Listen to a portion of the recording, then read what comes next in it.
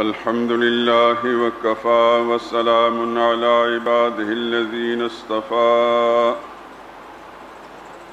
خصوصا على سيد الرسل وخاتم الأنبياء وعلى آله المجتبى وأصحابه الأتقياء.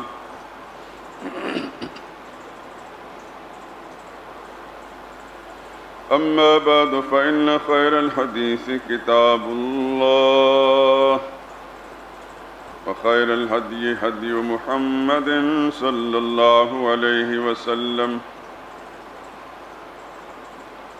وشر الأمور محدثاتها وكل محدثة بدعة وكل بدعة ضلالة وكل ضلالة في النار.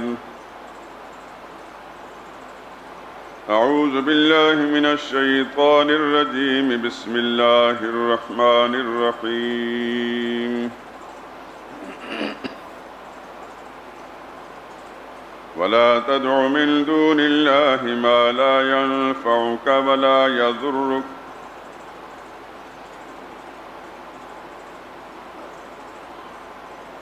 فإن فعلت فإنك إذا من الظالمين.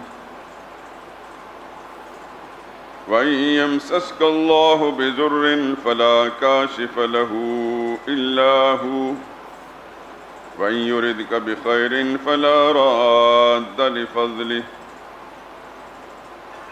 يصيب به من يشاء من عباده وهو الغفور الرحيم.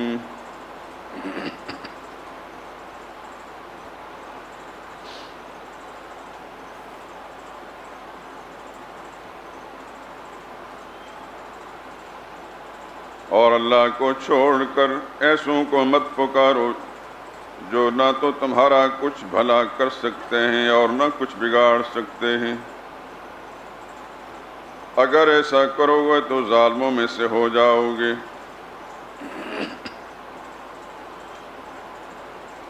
اور اگر اللہ تم کو کوئی تکلیف پہنچانا چاہے تو اس کے سوا اس کا دور کرنے والا کوئی نہیں. اور اگر تم سے بھلائی کرنی چاہے تو اس کے فضل کو کوئی روکنے والا نہیں. وہ اپنے بندوں میں سے جسے چاہتا ہے فائدہ پہنچاتا ہے اور وہی بخشنے والا مہربان ہے. سبحان ربک رب العزت عما یصفون وسلام علی المرسلین والحمد للہ رب العالمین.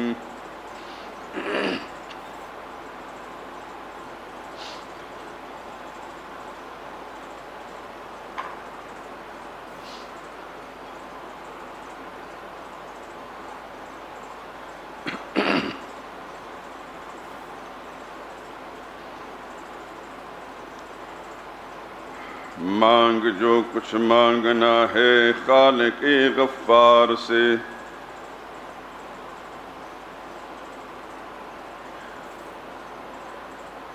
مانگ جو کچھ مانگنا ہے خالق غفار سے. تیری ہر حاجت روا ہوگی اسی دربار سے. اس کے در کو چھوڑ کر جاتا ہے کیوں غیروں کے پاس. اس کے در کو چھوڑ کر جاتا ہے کیوں غیروں کے پاس. فضل کی امید رکھ تو اپنے پالن ہار سے.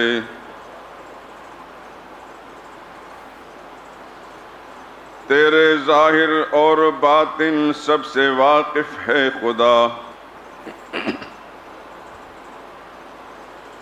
تیرے ظاہر اور باطن سب سے واقف ہے خدا. ہے ابس کچھ بھی چھپانا واقف الاسرار سے.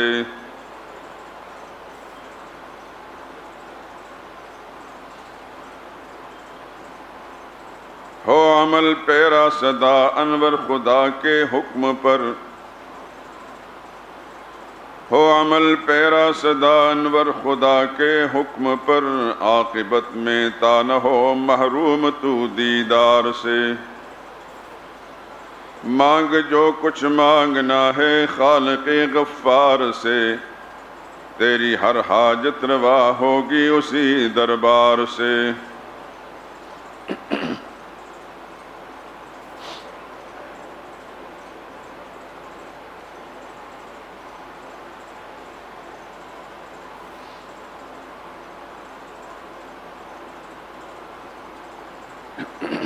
بزرگان محترم، برادران عزیز،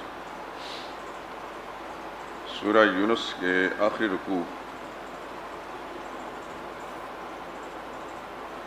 اس کی 2 آیات کریمہ 106 اور 107 تلاوت کی ہیں اور ترجمہ بھی پیش کیا ہے۔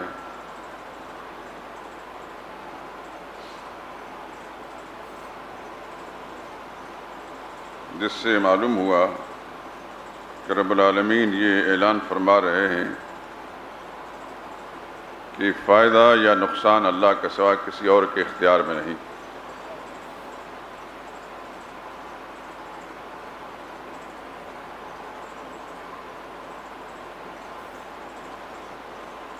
جب بھی کوئی انسان اللہ کے دروازے کو چھوڑ کر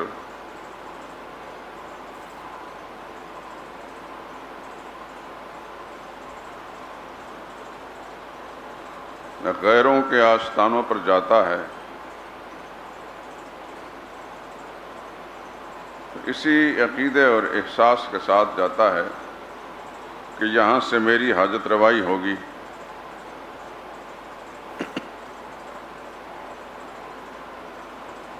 میری یہاں سے مشکل دور ہوگی،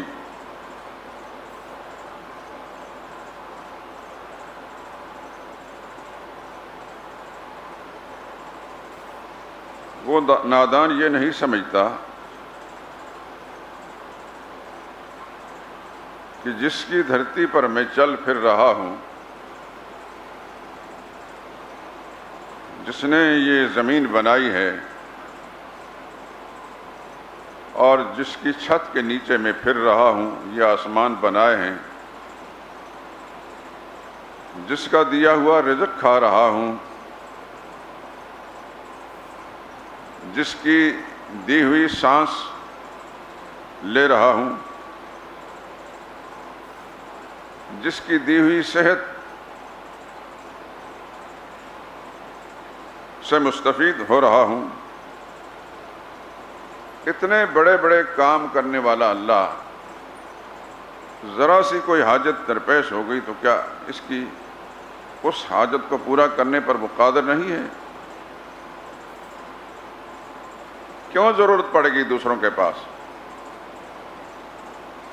جو خود محتاج ہیں؟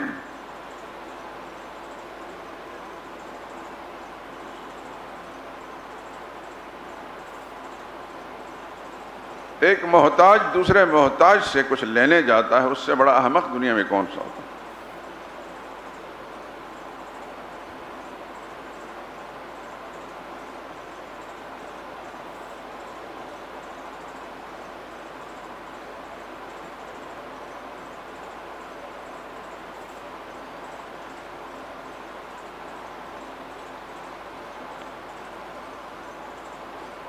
صرف ایک ذات مختار ہے،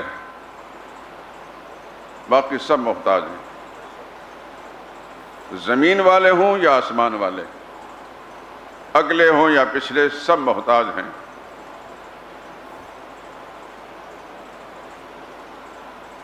سب کا سب اسی کے دربار کے، اسی کے دروازے کا سوالی ہیں، اسی سے مانگتے رہے۔ وہ ایسا ہے کہ جس نے کسی سے سوال نہیں کیا، وہ کسی سے نہیں مانگتا۔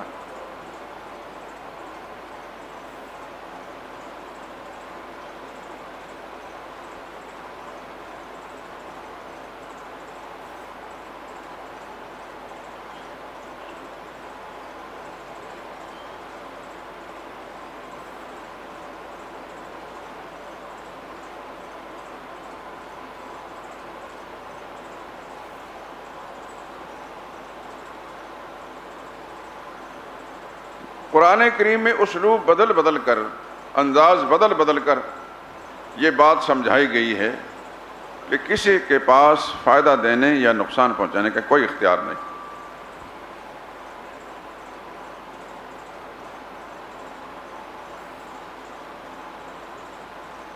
سورہ فاطر کی آیت نمبر 14 میں نے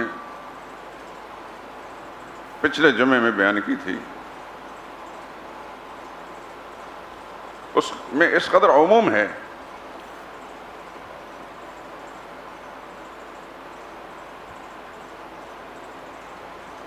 ما یملکون من قطمیر، وہ ایک کھجور کے گٹلی کے اوپر جو جھلی ہوتی ہے اس کا اختیار بھی نہیں رکھتے۔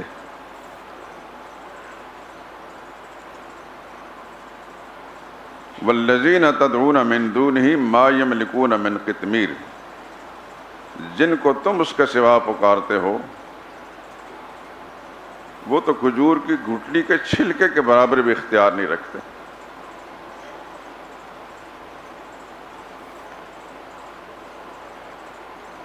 اللہ تعالیٰ مختلف مثالوں کے ذریعے سے اس انسان کو یہ عقیدہ سمجھا رہے ہیں۔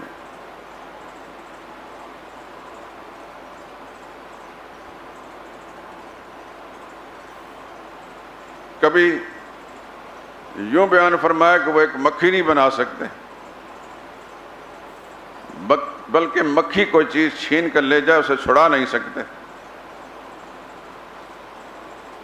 اور کبھی قرآن کریم میں اس مسئلے کو یوں سمجھایا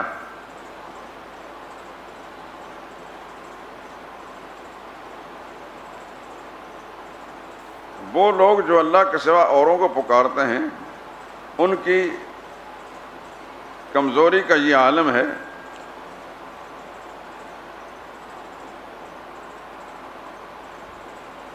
وہ اتنے بودے اور کمزور ہیں اپنے اختیار کا معاملے میں جس طرح مکڑی کا گھر ہوتا ہے، مکڑی کا جالا ہوتا ہے۔ مثل الذین اتخذوا من دون اللہ اولیاء، ان لوگ، یہ بھی ایک مثال ہے، ان لوگوں کی مثال جو اللہ کے سوا اوروں کو کارساز سمجھتے ہیں، حاجت روا سمجھتے ہیں، کمثل العنکبوت، ایسی ہے جیسے مکڑی کا جالا۔ اتخذ بیتن، جو اس نے گھر بنایا ہے، اور اللہ فرماتا ہے وَإِنَّ أَوْهَنَ الْبُيُوتِ لَبَيْتُ الْعَنْكَبُوتِ، تم بھی جانتے ہو اس بات کو کہ دنیا میں جتنے گھر بھی ہیں سب سے بودا گھر جو ہے مکڑی کا گھر ہے۔ آخر میں جملہ فرمایا لَوْ كَانُوا يَعْلَمُونَ، کاش لوگوں کو یہ بات سمجھ میں آ جائے۔ عربی گرامر میں لو کلمہ تحسر ہے، نہایت حسرت افسوس کے ساتھ فرمایا جا رہا، کاش ان لوگوں کو یہ بات سمجھ میں آ جائے۔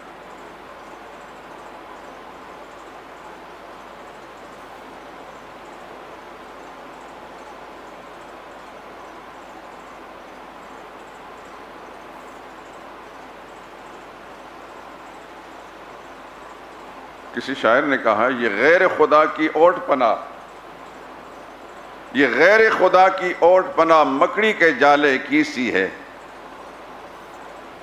یعنی غیر اللہ کو جو کوئی حاجت روا یا مشکل کشا سمجھتا ہے اسے جان لینا چاہیے کہ وہ اتنا ہی بودا اور کمزور ہے، بے بس ہے، جس طرح مکڑی کا جالا ہوتا ہے۔ یہ غیر خدا کی اوٹ پناہ مکڑی کے جالے کی سی ہے، دکھ درد میں رنج و راحت میں بیکار ہی پائی جاتی ہے۔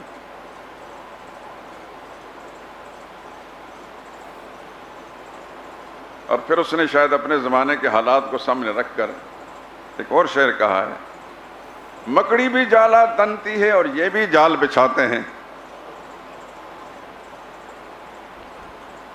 مکڑی بھی جالا تنتی ہے اور یہ بھی جال بچھاتے ہیں، وہاں مکھیاں پھانسی جاتی ہیں یہاں لوگ پھنسائے جاتے ہیں۔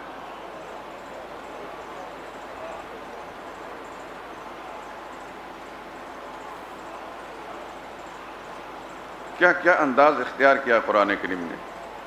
کبھی فرمایا کہ کھجور کی گھٹلی کے چھلکے برابر بھی اختیار نہیں، کبھی فرمایا کہ مکھی نہیں بنا سکتے، مکھی سے کوئی چیز چھین نہیں سکتے، کبھی فرمایا کہ ان کے معبود اتنے ہی بودے اور کمزور ہیں جس طرح مکڑی کا گھر ہوتا ہے، جالا ہوتا ہے۔ اور وہ اللہ جو قوی بھی ہے، جو عزیز بھی ہے، متین بھی ہے، غالب بھی ہے، قاہر بھی ہے، قہار بھی ہے، جبار بھی ہے، اس کو چھوڑ کر اسی اللہ کے فرمان کے مطابق جو مکڑی کے جالے کی طرح بودے اور کمزور ہیں ان کو پکارتے ہیں۔ اور سورہ حج کی وہ آیت نمبر 73 جس میں مکھی نہ بنا سکنے کے بارے میں فرمایا، ساتھ ہی اللہ فرماتے ہیں ما قدر اللہ حق قدر، ان لوگوں نے اللہ کی بے قدری کی ہے، قدر نہیں پہچانی۔ ان اللہ لقوی عزیز، جبکہ اللہ بڑے قوی بھی ہیں اور عزیز بھی ہیں۔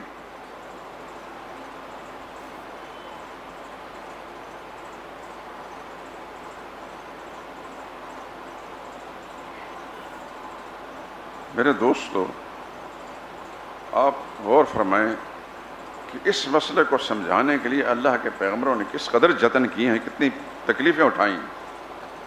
ہمارے سامنے سابقہ انبیاء کی زندگی کی تفصیلات نہیں ہیں، بس جتنا قرآن کریم نے اجمالاً بتایا ہے اتنا ہی ہے، لیکن 950 سال تک نوح علیہ السلام کو دن رات کیسی کیسی تکلیفیں اٹھانی پڑیں، کیا کیا لوگوں سے جواب ملے، اس کی تفصیلات موجود نہیں۔ نبی کریم صلی اللہ علیہ وسلم پر یہ قرآن نازل ہوا، اور قرآن کریم کے اندر جو اس مسئلے کو سمجھانے کے لیے انداز مختلف اختیار کیے گئے ہیں، پھر قوموں کا جو جواب ہے وہ بھی بتایا گیا ہے۔ ایک نبی کی ہمدردی اور اخلاص اور قوم کی بے قدری اور بدتمیزی، ان دونوں کو آپ ذہن میں لا کر سوچئے کہ نبی کے دل پر کیا گزری ہوگی۔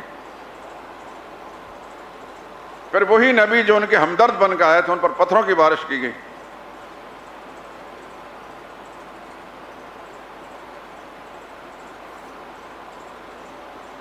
آپ سیرت کی کتابیں پڑھتے ہیں، علماء سے سنتے ہیں کہ مکی زندگی میں رہتے ہوئے رسول اللہ صلی اللہ علیہ وسلم کے ساتھ کیا کیا ناروا سلوک کیا گیا۔ بیت اللہ کے اندر رسول اللہ صلی اللہ علیہ وسلم کو مارا گیا، آپ کے گلے میں پھندے ڈالے گئے، مکہ شہر کی گلیوں کے اندر آوارہ اور اوباش، لچے اور لفنگے بکواس بھی کرتے تھے اور پتھر بھی مارتے تھے۔ اور طائف کے مقام پر جو رسول اللہ صلی اللہ علیہ وسلم کو اذیت اٹھانی پڑی، اس کی کچھ جھلکیاں میں آپ کو بتا چکا ہوں اس سے پہلے۔ پھر 3 سال تک رسول اللہ صلی اللہ علیہ وسلم کو اپنے خاندان سمیت مکہ شہر کے ایک سائٹ پر ایک گھاٹی کے اندر بند کر دیا گیا، سماجی بائیکاٹ ہوا۔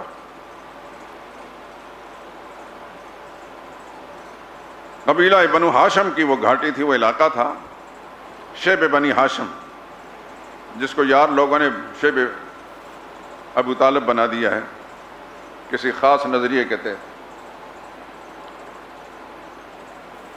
یاد رکھیں کہ وہ شیب ابی طالب نہیں، وہ قبیلوں کے نام پر ہوتی، افراد کے نام پر نہیں ہوتی تھی۔ اب بھی آپ حضرات جب گئے ہوں گے، تازہ ترین جو انہوں نے کھاڑ پچھاڑ کی، کھود پرید کی ہے، تو وہ سارے بورڈ ہٹا دیے گئے ہیں، لیکن 2 سال پہلے تک شیب بنی عامر سامنے منا کی سائڈ پر باقاعدہ وہ سڑک جو تھے سرنگیں نکالی گئی، شیب بنی عامر موجود تھا۔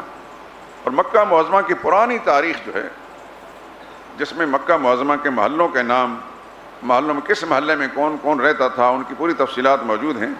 مکہ شہر کا ایک عالم گزرا ہے بہت بڑا، ابن زہیرہ، اس نے کتاب لکھی جامع اللطیف، اس کے اندر پوری تفصیلات موجود ہیں۔ حرمین شریفین کی تاریخ جن لوگوں نے بھی لکھی ہے اس میں تفصیلات ہیں، کہیں زیادہ ہے کم ہے، لیکن ہیں موجود۔ جس آدمی نے اس پر تحقیق کی، ریسرچ کی، ان کو سب معلوم ہے۔ تو وہ جتنے وادیاں تھیں، گھاٹیاں تھیں، ان قبیلوں کے نام پر تھیں۔ تو قبیلہ بنو ہاشم جو رسول اللہ صلی اللہ علیہ وسلم جس کے فرد تھے، اس کے نام پر وہ گھاٹی تھی، اسی کے اندر رسول اللہ صلی اللہ علیہ وسلم کو، آپ کے سارے خاندان کو انہوں نے محصور کر دیا، اور 3 سال تک وہاں بڑی تکلیفیں اٹھائیں۔ کوئی کھانے پینے کی چیز وہاں پہنچنے نہیں دیتے تھے۔ قریش مکہ نے ایسا متفقہ طور بائیکاٹ کیا تھا کہ ضروریات زندگی تک پہنچنے کی اجازت نہیں دیتے تھے۔ اس موقع پر جس شخص نے سب سے زیادہ اعلیٰ کردار ادا کیا وہ تھے رسول اللہ صلی اللہ علیہ وسلم کے بڑے داماد۔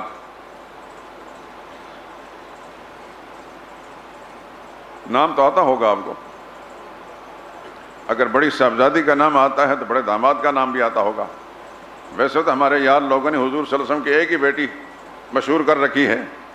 ہمارے سکول کے نصاب کے چھوٹے چھوٹے بچوں کو جو زہر کانوں میں گھولا جاتا ہے، ان کے ذہنوں میں ڈالا جاتا ہے، اس میں یہ بکواس بھی موجود ہے سوال و جواب کی شکل میں کہ رسول اللہ صلی اللہ علیہ وسلم کی بیٹی کا نام تھا حضرت فاطمہ۔ سکول سے تعلیم حاصل کرنے والا بچہ جو ہے ذہن میں یہ لے کر اٹھتا کہ رسول اللہ صلی اللہ علیہ وسلم کی ایک ہی بیٹی تھی۔ رسول اللہ صلی اللہ علیہ وسلم کے چچا زاد کا نام بتاؤ تو حضرت علی۔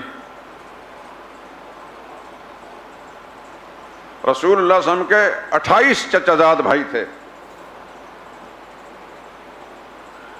ان گنہگار آنکھوں سے میں نے کتابوں کے اندر دیکھا ہے، جن میں سے 22 مسلمان تھے، باقی چند افراد جو ہے ایمان سے معروم ہیں،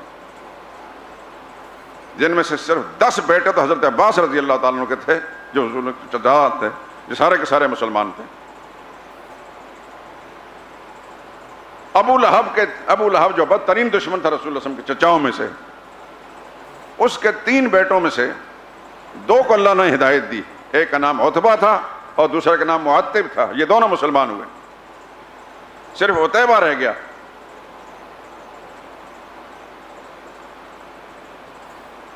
سیدنا حمزہ کے 2 بیٹے مسلمان،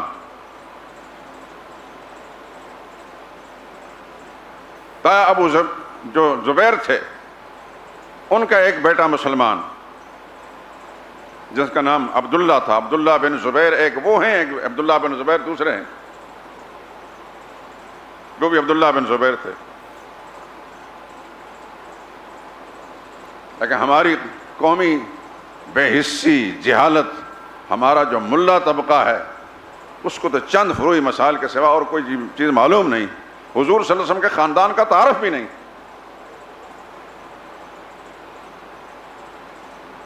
آج میں نے یہ اجمالاً ایک بات آپ کا ذہن میں ڈال دی ہے کہ ہمارے بچوں کو یہ پڑھایا جاتا ہے کہ حضور صلی اللہ علیہ وسلم کے چچا زاد صرف حضرت علی تھے، اسی طرح پوچھا جاتا ہے حضور کے داماد کون تھے؟ حضرت علی۔ نہ تو بڑے داماد کو کوئی جانتا ہے اور نہ دوہرے داماد سیدنا عثمان بن عفان رضی اللہ عنہ کو جانتا ہے۔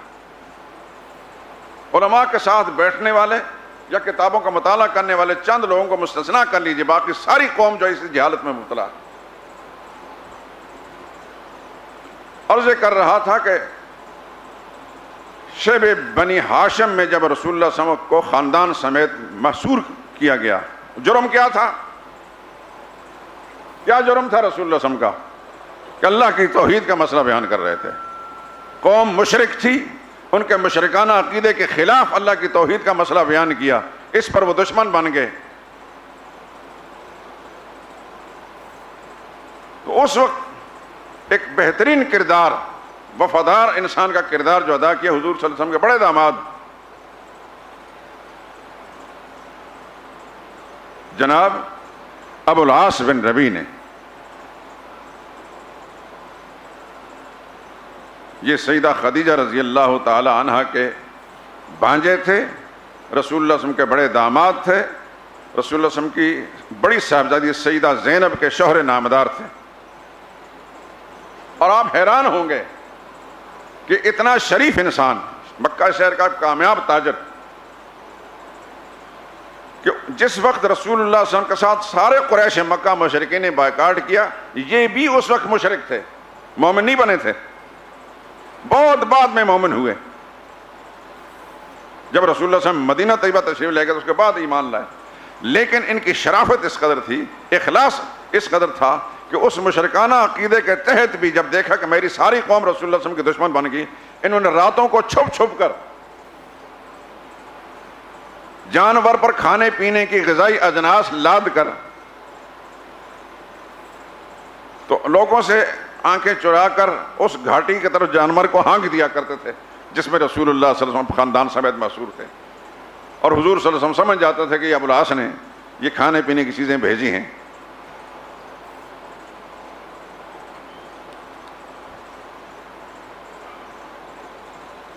اب تو آپ کو پتہ چل گیا کہ حضور صلی اللہ علیہ وسلم کے داماد کتنے تھے؟ 3۔ صاحبزادیاں کتنی تھیں؟ 4۔ بڑے داماد بڑی صاحبزادی سیدہ زینب اور داماد حضرت ابوالعاص بن ربیع رضی اللہ تعالیٰ عنہ۔ دوسرے داماد سیدنا عثمان بن عفان رضی اللہ عنہ خلیفہ ثالث۔ 2 صاحبزادی یکے بعد دیگر حضور صلی اللہ علیہ وسلم کی ان کے نکاح میں گئیں، سیدہ رقیہ اور سیدہ ام کلثوم رضی اللہ تعالیٰ عنہما۔ تیسرے داماد سیدنا علی تھے رضی اللہ تعالیٰ عنہ، حضور صلی اللہ علیہ وسلم کے ایک صاحبزادی سیدہ فاطمہ رضی اللہ تعالیٰ عنہا کے شوہر تھے۔ یہاں ایک اور بات بھی ابوالعاص بن ربیع کا تذکرہ چھڑ گیا ہے تو میں آپ کو بتا دوں کہ انہی مجالس کی برکت سے اللہ تعالیٰ بہت سے حقائق کو منکشف کر دیتے ہیں، اور جس طرح کہتے ہیں قطرہ قطرہ دریا بن جاتا ہے، برتن بھر جاتا ہے، اس طرح علماء کے بیانات سن کر عقیدے کی اصلاح کے ساتھ ساتھ بہت ساری معلومات بھی ہو جاتی ہیں۔